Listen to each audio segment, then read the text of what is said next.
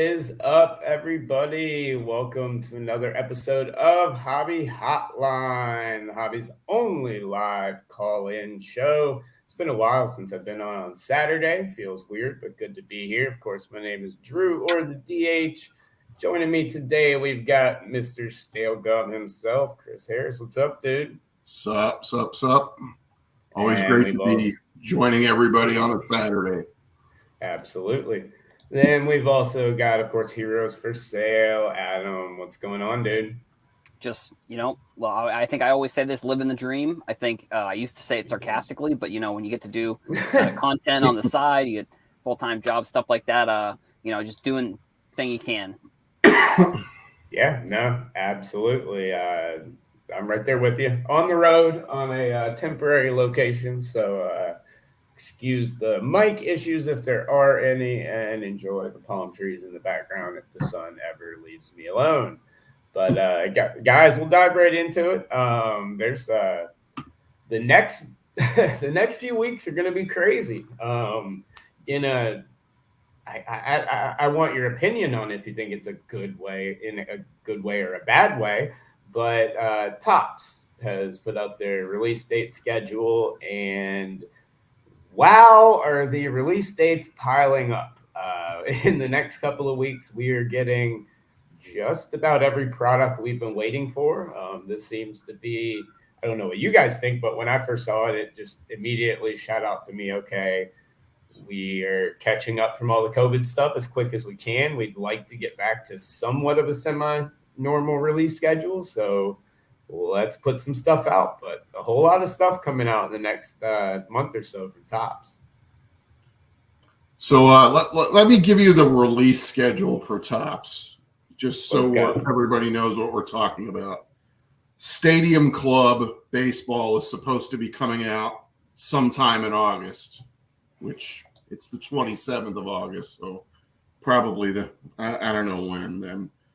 Then you have to go all the way to September 30th for Topps Chrome and Topps Pro debut.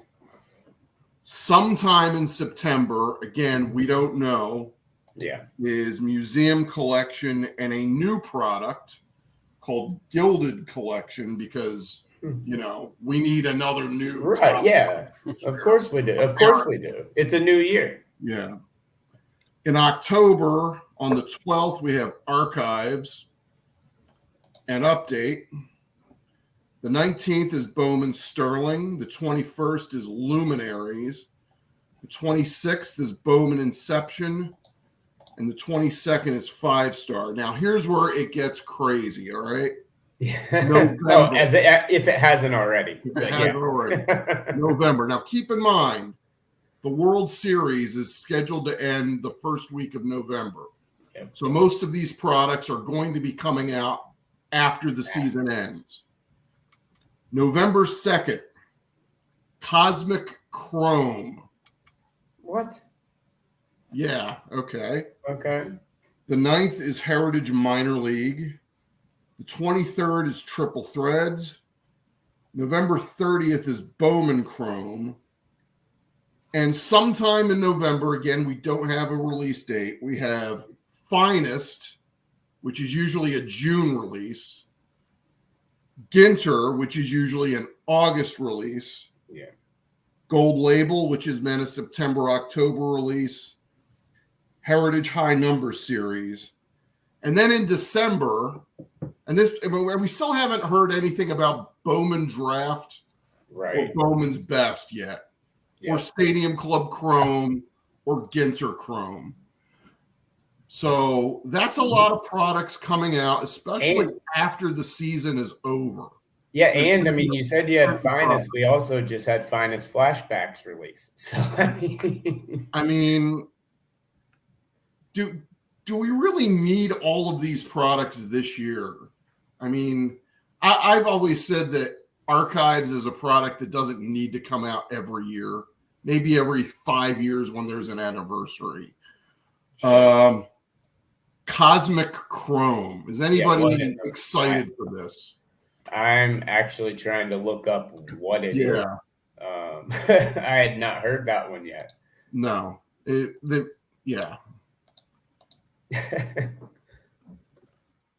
I mean, I understand that the hobby that these releases take time, that these releases take almost a year to develop, and that last year the hobby was hot.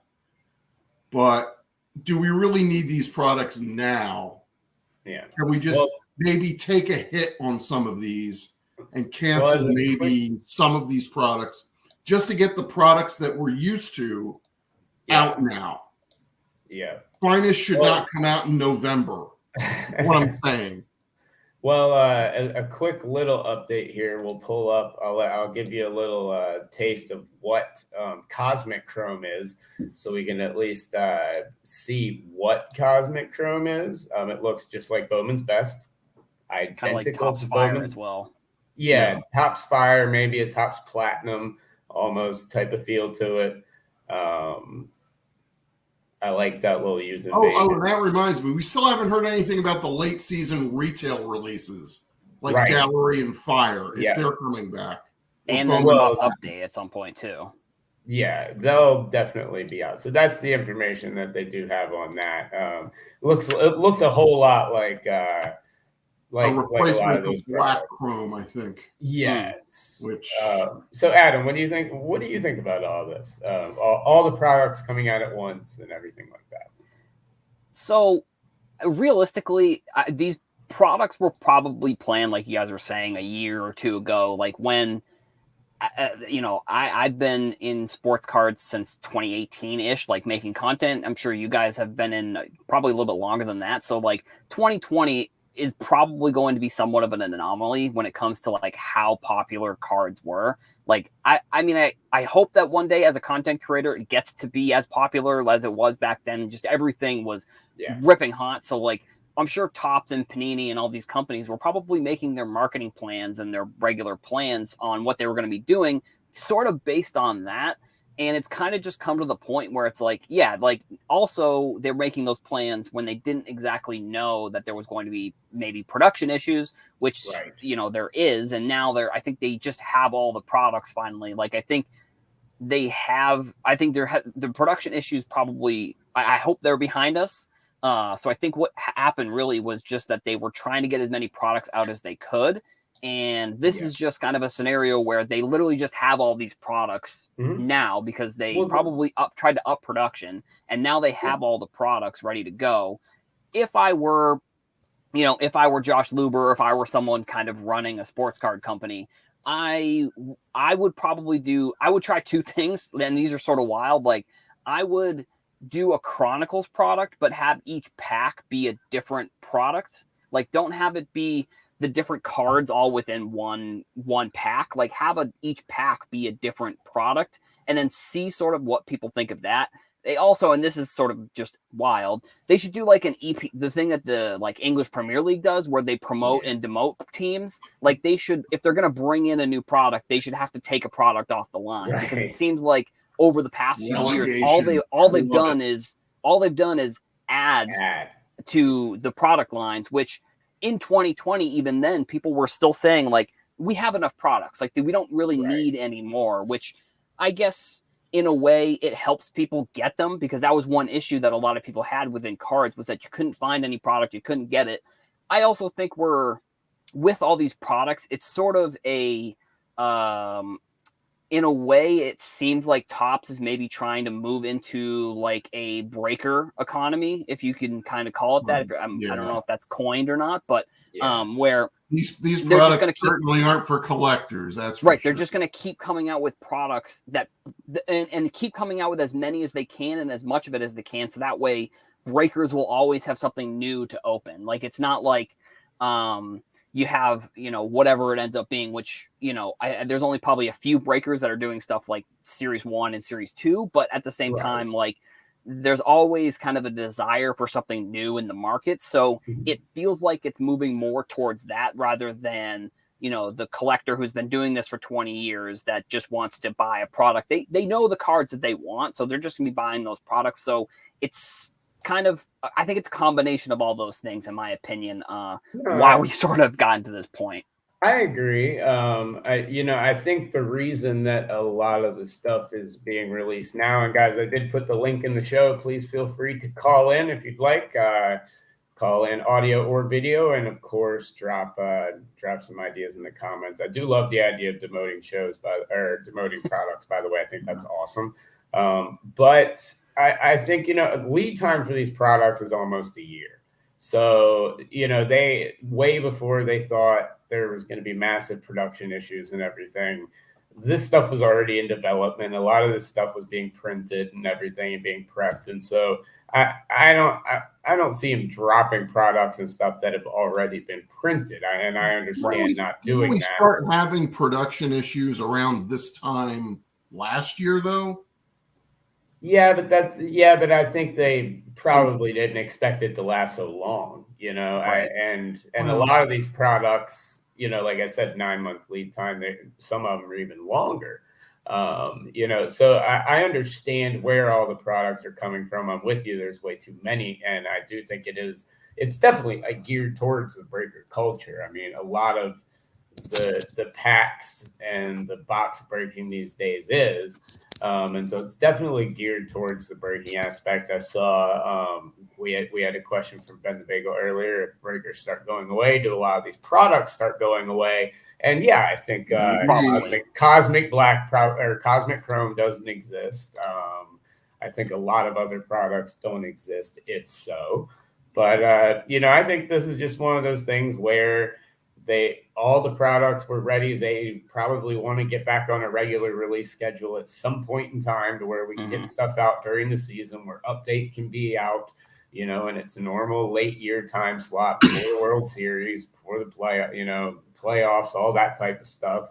And maybe, I'm not in their business room, but maybe looking at their calendar, this was the only way to do that. I'm not really sure, without pushing this rookie class all the way into the next year, like we're seeing with football, where we're still getting rookie products as we're about to start the next season. And just like we're seeing in basketball. So, that I don't know. It is what it is, but I think in a good way, it could be great for collectors, because all this stuff coming out at once, not everyone's going to be able to collect everything. And not everyone's going to be able to buy into everything. And so some products might be a little more available than others. I mean, obviously some are going to have high demand, but I do think you're going to see the ability to get some of these products because so many are coming out at once. Yeah. I do like Adam's idea of relegation of products. No, I love it. I mean, we kind of saw, Black Chrome getting relegated for Cosmic Chrome. And, yes. And it looks like Stadium Club Chrome and Allen and Ginter Chrome are in the second division next year. So yeah, well, I think we might see those pop out as surprise Montgomery Club releases. I think you might see some surprise because remember, Montgomery Club's not over. They're going to release stuff, so those products might not have gotten that axe just yet, Chris. No. I hope so, but maybe.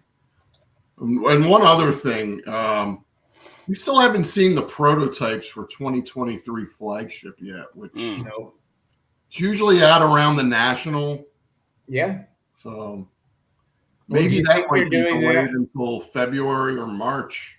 Do you think they're doing that because, like we're talking about right here, there's so many products still to come out that they want people to focus on those? I mean, it wouldn't surprise me if we see products like Bowman Draft and Bowman's Best, which are usually December releases, get pushed into January of next year. Yeah. And the interregnum between Bowman's Best, which is usually the last product of the year, and next year's Series 1 get pushed back until maybe March. So well, those back pages kind of ask on that same thought. Is there any way that 2023 Series 1 is out before opening day? And I mean, I think it's possible with getting these products out now, but it all depends. I don't know. That product would be produced now and in I mean, the past few months when there were major production issues. The products that are really being delayed here are either the high-end hit-oriented products, right, and chrome stock products. Yeah. The regular paper-based products, Yes. they're still coming out on time. I mean, Yeah. Topps Update is coming out in October. Mm-hmm. There's a street date for that. So I may not be worried about that. Yeah, I think July 15th last year. I was just looking back at my Instagram. July 15th is when they released the design for next year's Topps. So it's almost September, and we haven't seen that. So and it's something that you don't even realize until it like releases. Like I also think it may have had, we may have been running into a little bit of production issues as well because of the lockout. Because if Topps is looking at it and saying, well, if the lockout happens, then we don't know who we can put in some of these products that are coming out later on in the season, like the Bobby Witts, the Spencer Torkelson, the Julio Rodriguez, like they didn't have the go-ahead to put them into products until they were announced they were going to be on opening day rosters, which is the scenario anyways, for the most part. But with the lockout, they may have looked at it and said, well, we need to stop or slow down production of certain things that are coming out later on in the year until we even get confirmation that some of these players are going to be in the product at all. Like, because if there was a lockout and we had gotten and the lockout had continued through part of the summer, Julio Rodriguez and all those players that had short prints in Series 2 and are going to have their first rookies in update wouldn't be in any of these products. So like they probably looked at it from that time frame too, just like, who because it really seemed like it was like every single day, it seemed like the lockout was getting longer and longer. And it didn't seem like it was ever going to end. Like I remember just seeing like Jeff Passan and all the or the baseball reporters every single day. They'd be like, yeah, no traction was made. And then it looked like it kind of came together all in like the span of like 24 hours. So I'm sure for Topps, it was something like that too. Like once they get the go ahead, the season's going to start. That's probably when they had to then go and say, okay, here's what we're doing. Here's the production. We need to get these going. And then they had the names that are going to be driving these late season products. They're not sure if they're going to be in it's all kind of, I think there's a ton of different reasons why we're going to see so much baseball product come out like in the next, by the end of the year. Well, DR has a question here real quick, and he asks, if product prices were lower, would you still be as negative on all these products coming out? Or would you think it's just cool to have more cards? And DR, I don't think it's a negative thing that all these products are coming out really at once at all. Honestly, I mean, I think some products might suffer some, but I think it's going to increase the availability of people to be able to get any product, because there's a lot of collectors right now that can't get anything. And so I think they're going to be able to get stuff. And so I don't look at this as a negative, all around. Will it possibly, affect some other products that I think should be valued higher? Yeah, but I think that's short term. Long term, everything's going to settle into what they are. And in 6 months, we'll forget that all this stuff popped out at the same time. We're speaking in the now, right? But I also think if product prices were lower, production would be a lot lower, and I don't think we'd have near as many of these products, and so we wouldn't really have this log jam. But I don't see it as a negative thing. I see tons of positives for collectors out of this, and people that, pardon the term, that some people hate, investors in this. Whatever you may be in this, a chance to get some cards that you like for a good price, and a chance to get some product where you might not have been able to before if these had come out one or two every single week. Yeah, it would be nice to get a hobby box of Finest Baseball for under $125. Yeah, and also generally speaking, like baseball compared to other sports is going to be much cheaper. I think the amount of players on the checklist of all of these products, there's just a ton of players, so they can produce a ton of the product. And like I said, generally speaking, baseball, for baseball, prices are generally compared to other sports are a little bit lower. I mean, especially compared to basketball, it's not even really not even really comparable. I mean, if we were talking Panini and basketball, I think this would be a totally different conversation. Yes. But I think, with baseball, most of the prices of stuff aren't going to be, higher compared to some other years, but I don't think necessarily as high compared to some other sports. Yeah, no, I completely agree. All right, yeah, well, we'll move on now to something that I saw last night, and I wanted to bring it up to you guys. I kind of talked to you a little bit about it before the show started, but there seems to be a pretty big controversy going on in the hobby right now, or one that's about to be built up, and that's that the essential credential futures from EX, a basketball product put out in the late 90s, early 2000s. They had a wrapper redemption program where you could get uncut sheets of even the parallels. Now, they weren't numbered or anything, but you could get a total uncut sheet. Well, one of these sheets, the Essential Credentials Futures, was sold on Goldin not too long ago as a full sheet. Now it has come out that this full sheet, it looks to have been cut up, serial numbers added on to the cards, and Beckett has slabbed multiple of these cards already. So it looks like we could have a huge, and I mean, these Essential Credentials Futures are, I mean, Adam, you know the basketball market. These are some big cards in this industry. I mean, especially the key rookies, the Duncans, not even the rookies, the Duncans, the Hills, the Kobe's. These things go for astronomical amounts of money. And now it looks like we might have an incredible, a huge amount of fakes up on our hands. These are numbered to 60, but what do you guys think about all this? Well, I think, unfortunately, fraud, and I don't even know necessarily if this person was doing it maliciously. Like, this person might have, I don't know. Like I said, I don't know if they did it maliciously. So, like, I don't know some of the background on that standpoint. But unfortunately, fraud occurs in every single industry. Like, it's going to be hard to avoid. And I think I don't think there's necessarily looseness within sports cards, but I think the fraud that occurs in sports cards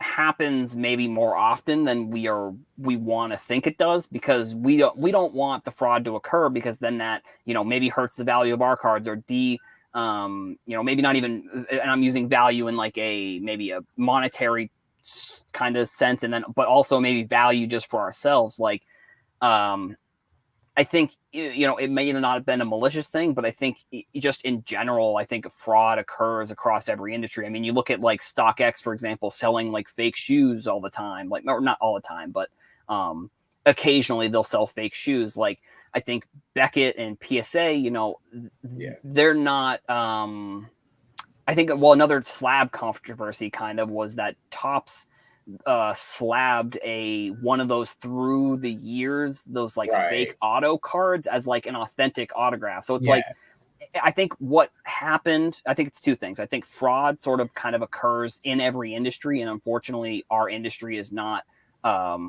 we're not going to be getting out of that. But I think also that you have people working at the grading companies that are new, that don't know, they're being trained, or maybe they're not into sports cards the same way that all of us are.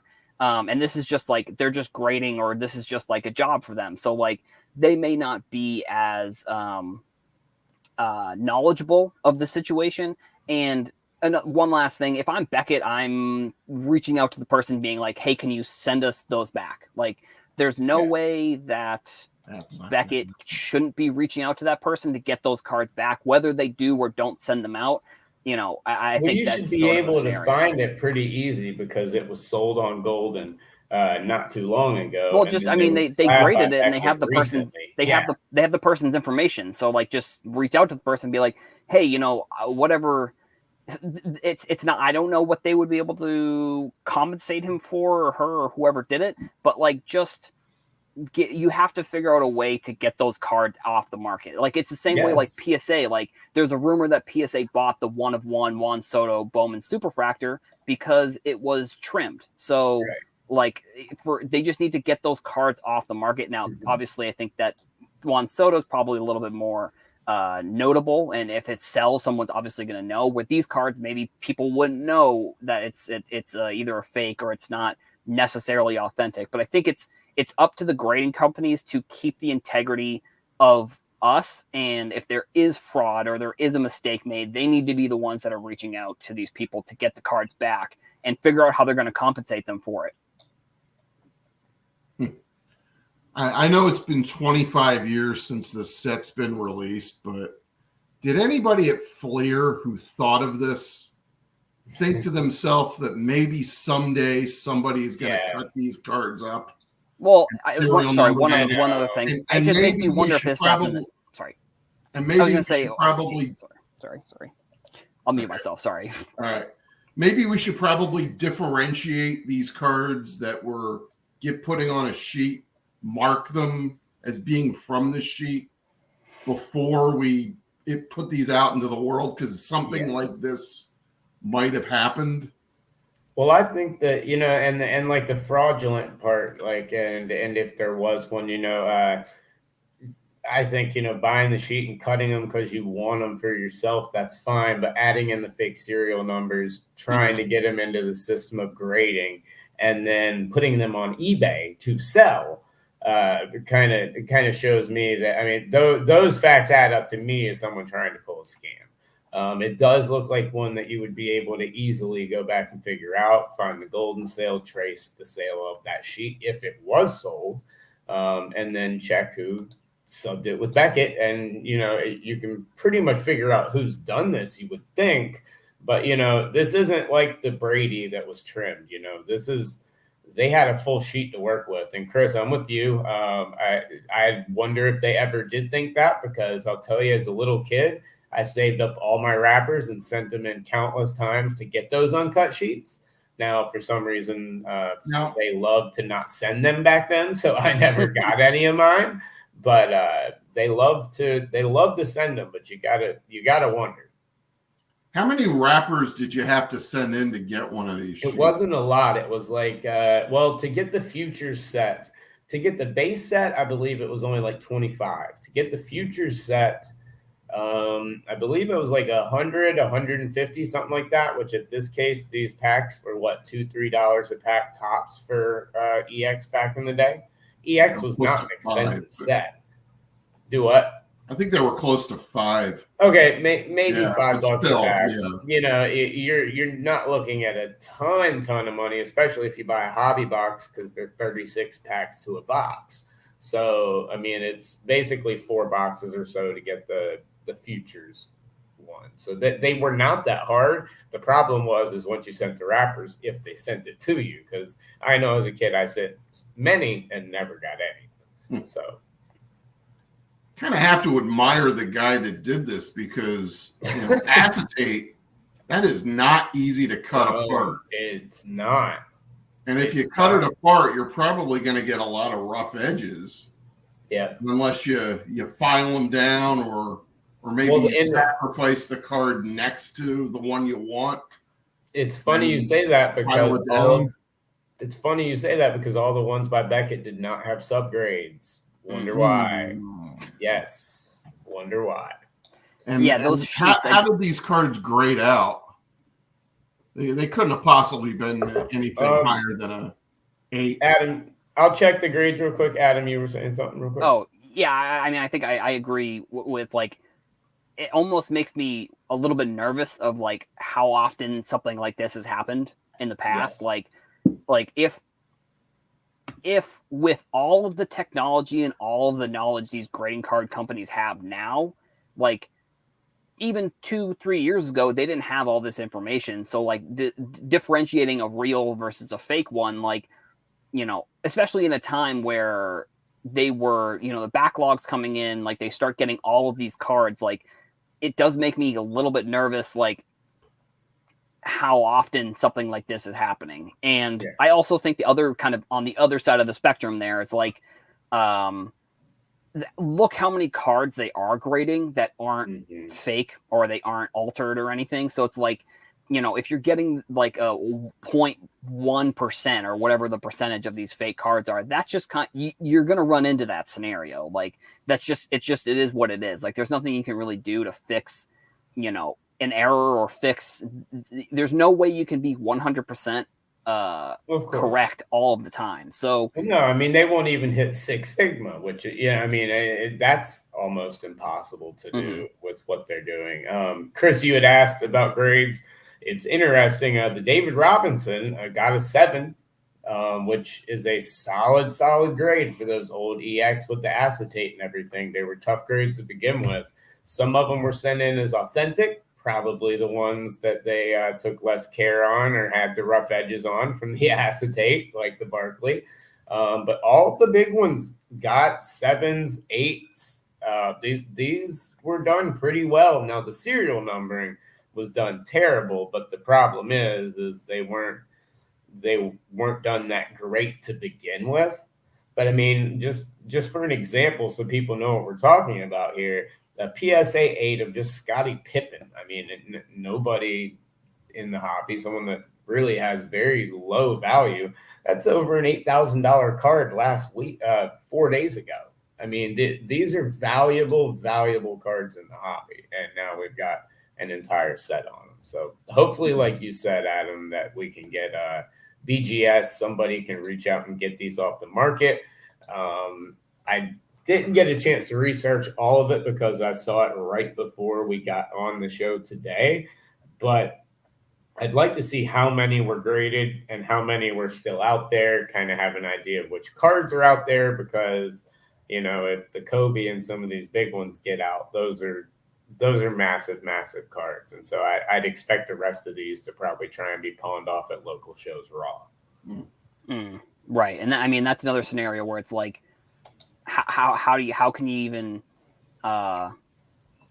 even fix that problem? Like, it's really like, unfortunately, someone might end up biting the bullet. And yes. It's like, no, multiple people will. People will, because the serial numbering back then was just the old school stamp. It was a very generic and common, and not, nowadays the companies have a stamp that's kind of unique to themselves in a way. They didn't have that back then. It was just the regular old little stamp. And so it's very easy to fake. It's very easy to make one that's very easy for people to get. So, unless you know that serial number or see some incredibly discernible evidence from the video that the guy put out, it is a 10-minute long video, 10-15 minutes. I highly suggest everyone check it out. It's plain as day that this is being done.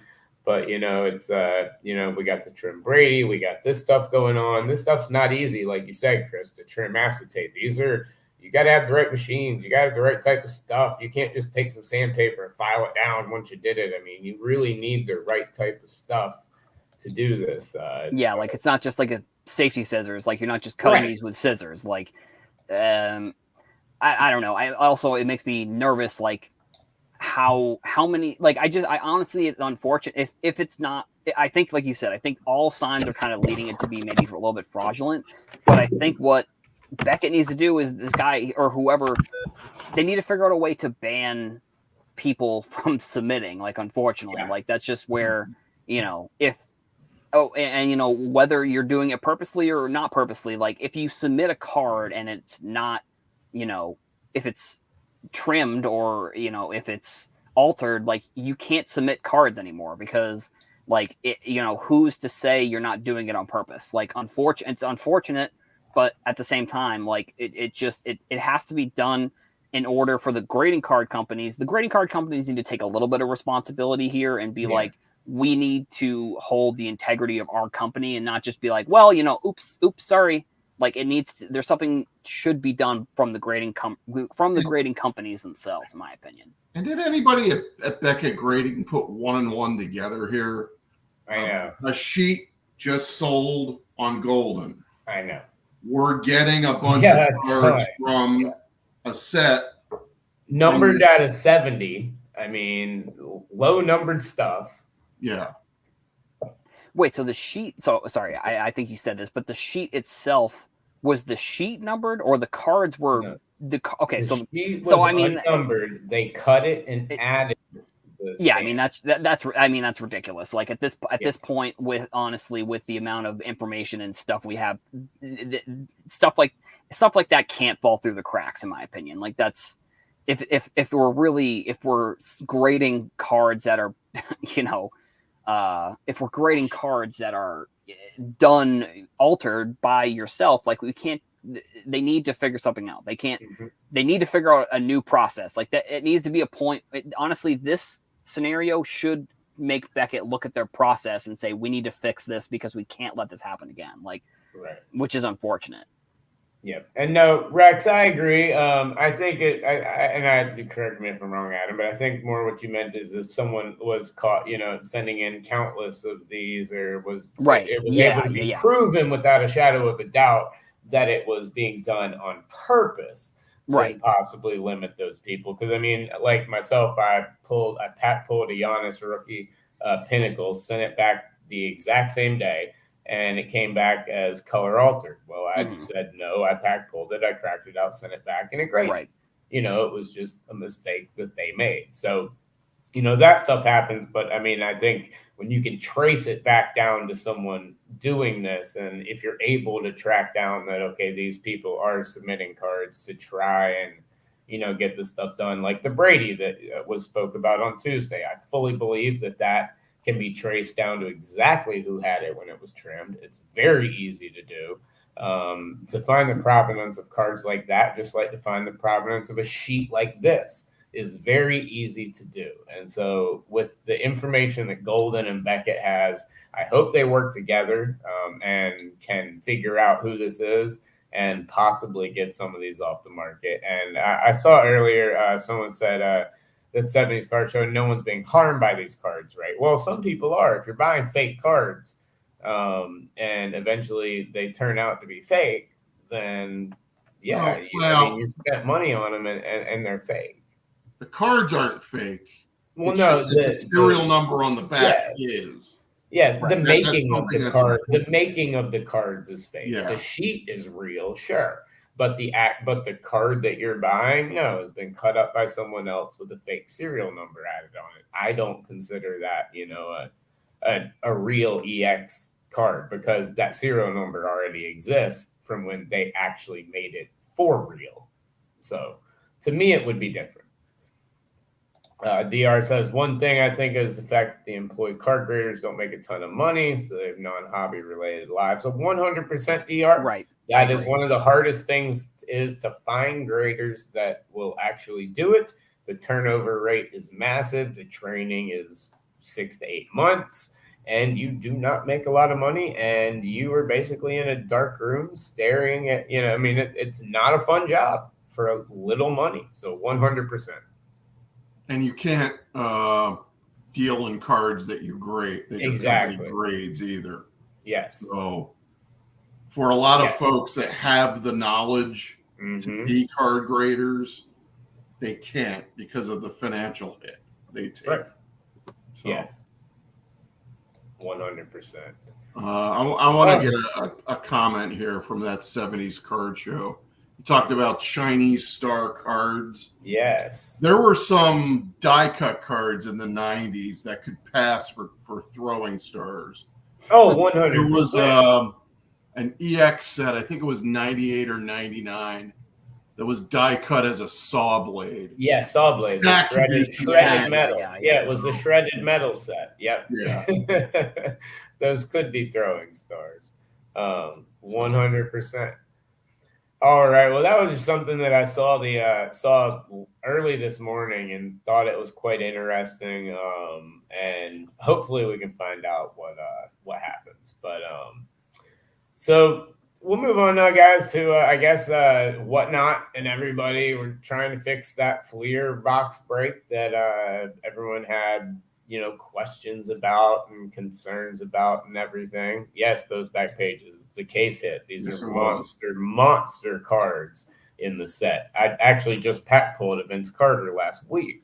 But Whatnot and Goldin, I guess Goldin helped step in on this, helped provide another box for them to open. And when they opened it, they got their stickers, but they got 2 Jordans. And so obviously this box is under insane scrutiny. This break is under insane scrutiny. And now people are saying that this box is also something tampered with because they didn't get the 3 Jordans that, on average and in most boxes you do get. So what do you guys think? Do we got another Frankenstein monster here, or was this just a case of? I mean, I've seen boxes open that were BBC wrapped, which I don't know how much stock you take in that these days. That's a personal opinion, but they were BBC wrapped that had 2 Jordans in them before. I've seen it, but what do you guys think of the the redone box now having just maybe not just as much controversy, but a lot of controversy?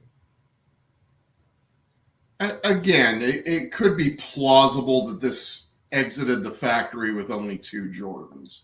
Very plausible. But as I mentioned the last time I was on Hobby Hotline, Fleer products from that era are known for being well collated. Yes, they're the one company that did a good job. Yeah. You buy a box of 86 Fleer baseball, and you're going to get 540 base cards. And maybe you might get 1 or 2 doubles, but that's it. You're going to get 540 unique cards for that set. And it's the same thing with the 86, 87 Fleer basketball cards. You open up a hobby box, or not a hobby box, but just a box. And because the set's only 132 cards deep, on average, you're going to get 3 whole sets and about a quarter of the way toward the 4th. Yeah. And 3 whole sets of the stickers and about a quarter of the way to a 4th set. So, but, to see a box get only 2 Jordans, it's possible that it could have, but it would have to be pretty rare for that to happen. So you're thinking another Frankenstein? Maybe. Yeah. So shout out to Foul Ball and everybody going to the West Coast National over in over to the Burbank Sports Card Show today. Big show out there. I was just out there last week. I wish it could have been 1 week earlier, and then I would have been there as well. I would have snuck over from Collecticon, so I could have actually seen some sports cards for once. But shout out to everybody at the East Coast National, which is normally in White Plains, but this year I think is in Rockland County somewhere. So yeah, one of the bigger, longer running card shows of the year happening this weekend. So yeah. So Adam, what do you think? I mean, is this something that is really, in my opinion, this is just, look, the box. I mean, it had two freaking Jordans in it. It had the stickers. It had everything else. To me, it's just, it's a box. It is what it is. Let's move on. Time to move on from this box. Let's not try and make everything such a big deal. But what are your thoughts on this? Yeah, that last point you had was exactly what I was just about to say. I think unfortunately sometimes what can happen in the hobby and within sports cards is that once a narrative is kind of put together, nothing can happen that will change the decisions or what people are saying about it. So like the fact that it happened once is going to just lead to more scrutiny from within people who are, commenting on the box itself. I think I don't know. And I think what ends up happening is that you'll see like people who have no involvement in the box are the ones that are the loudest, making the biggest noise about it. So it's like, I don't think it's that big of a deal. I think honestly, when you're Goldin, when you're whatnot, when you're doing, and it kind of almost goes back to the EX set that we were just talking about. Like when you're doing that much volume, unfortunately, mistakes are going to be made. There's going to be issues, and there are people who are maliciously trying to take advantage of people who are, for whatever reason, like it.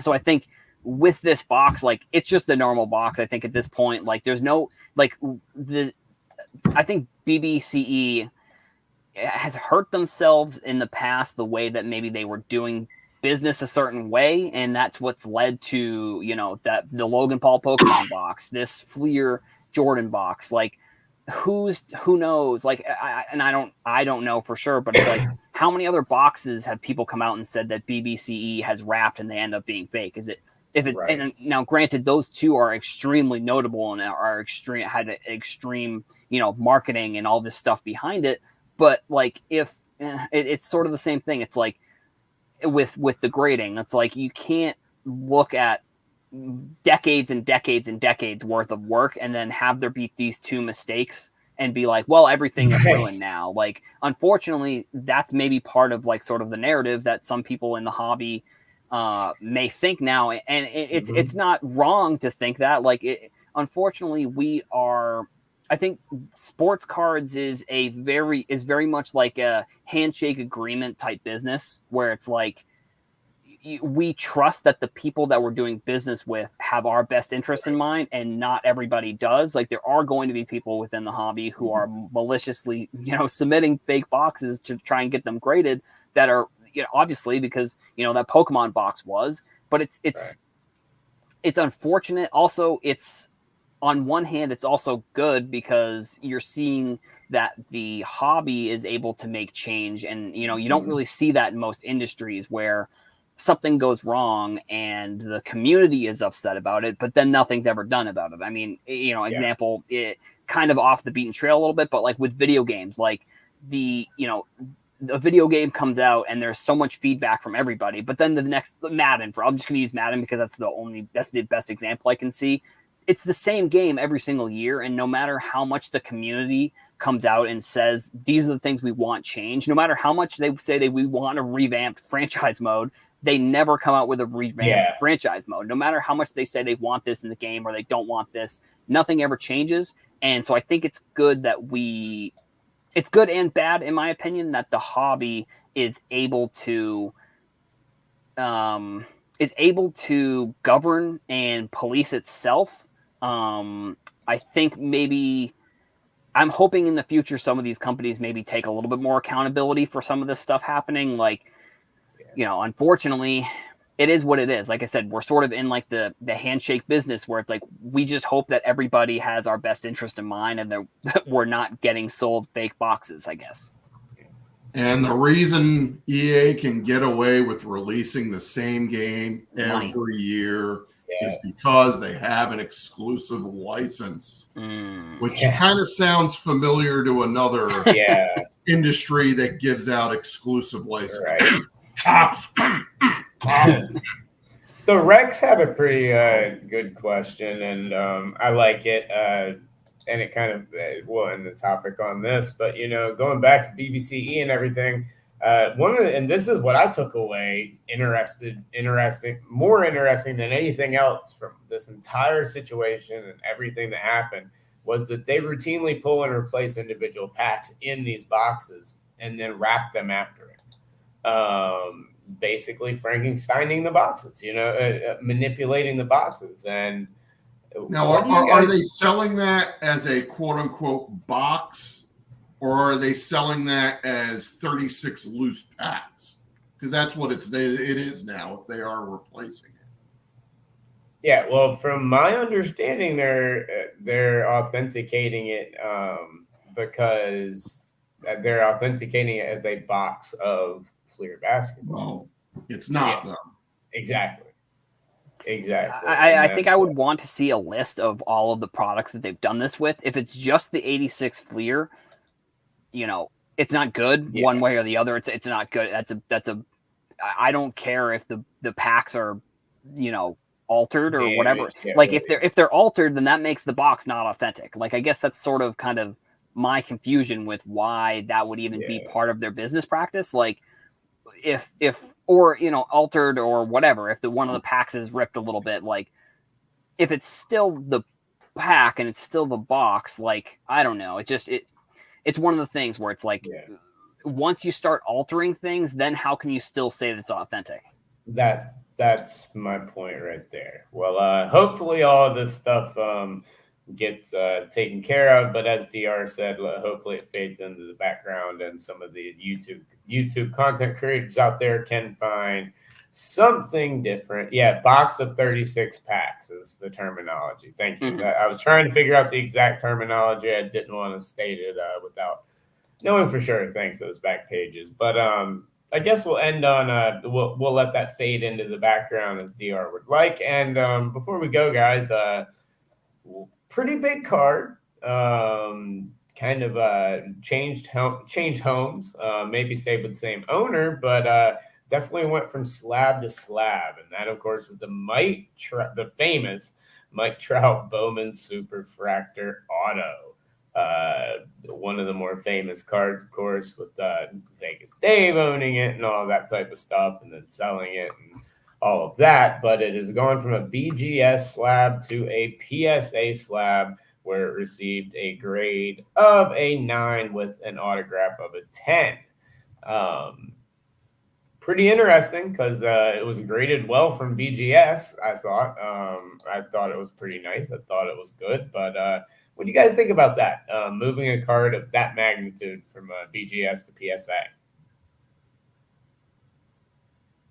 Go ahead, Adam. Oh, sure. I think I've been thinking about it because I didn't. Okay, so a couple things. So I'll try and get them as quickly as possible. So one, I just wonder if it's the same owner that bought it back in 2021. That's kind of the first thing that I've been trying to figure out, because if it's not, that means it's sold and changed hands and no one knew, because it could have been a private sale, but like even PWCC and Goldin, whenever they do a private sale, they announce that the card's sold. So that's the first thing I'm thinking of. The second thing is that's a monstrous risk to take that card and get it regraded. I don't really know if it changes the price of the card necessarily. Like, I don't think anyone who's in the market to buy that card, because if I think another thing that's sort of similar to the Jordan Fleer box is everybody's going to have their opinion on it, but like those aren't people that are buying that thing. Like they're people who they're never going to buy the Mike Trout. So it's like, why does it matter? It only matters to the person who's buying it. That's one thing. And then the last thing is that it feels like it's a little bit, it kind of came out the other day, but it feels like, PSA does that thing where they will tweet out a lot of the pictures of big cards that get graded, but this one wasn't. It was just kind of put in an article. Like it wasn't. This feels like it should be a way bigger deal, in my opinion. Right, like when they put out the Jordan 101 masterpiece, massive card, showing that card had, and because everyone thought forever that was still in one of the boxes, right? So they put that out. Not seeing them promote this was pretty interesting. Even the Jason Dominguez that got pulled in like December, they tweeted that one out. So maybe it's going to be part of some sort of campaign that they're putting together. But it feels like it was sort of a soft launch that they kind of just threw it in an article and they were like, this card was great. It's like, this is like the biggest card in the hobby's history. And like, it feels like they just were like, it was graded. It's like, what do you mean? Like, it was crossing is first of all sort of a big deal. But it's like you have the biggest card in your slab. Why wouldn't you want to talk about it a little bit more? I don't know. It seems odd to me that it's not a bigger deal, I guess. Yeah. Yeah. I believe that this card was actually submitted at the National to PSA, and they did the crossover there. For those that are listening that may not know about this particular card, this card sold for, I think it was $3.9 million. Mm-hmm. And at the time of its sale, it set the record for the most expensive sports card ever. Didn't it do it twice, with the first sale and then the second sale? Yeah. That's right. I think it sold for $3 the first time and then $3.9 the second. Yeah. I think a lot of grading companies, whenever a big money 7-digit card sells, they get a little bit of extra panache or publicity when it's in one of their slabs. 100%. Yeah, so maybe there might be something going on here. I don't have any sources. I don't want to start any rumor and innuendo here, but maybe somebody at PSA went to the owner and said, we'll give you a little extra if you just have us cross over and put it sort in of. hours. I kind of think that they're, like I said, it just seems like PSA is in the business of making big cards that they're grading into content, and this is the biggest card in the hobby, and it's not it. All they did was, like I said, I don't know. I maybe it's part of some bigger thing, and maybe now that people are talking about it, that we're talking about it, or whatever, they're gonna come out with something. But but the National was also like a month ago, so it's like they had a whole month to figure out I to do with heard this card a couple of weeks ago, like the week after the National. Yeah. I think this originally came out. So, and Mike asked, were they jealous of the SGC 9.5 manual? No, because they've got the PSA 10 versions that get driven around by armored trucks. So I think they're just fine. I think they're just fine with another company having a nice mantle. But one other thing too is that if you have this card and it's already graded a BGS 9, why would you get it crossed over? Right. I mean, that's a big risk. If that card comes back in 8.5, I mean, even I get that it's a 1 of 1. I mean, how much? Right, but still, how much value are you actually adding by crossing it over? Right. That's why I'm curious. Well. That's what I'm also curious to see, who did this change hands and then it was subbed? Was this a sale, like a private sale? And is this all going to come out later as something, big? Or as those back pages just said, what I was about to say, or did they not have the faith in the BGS slab anymore? Which I mean, I just had Mr.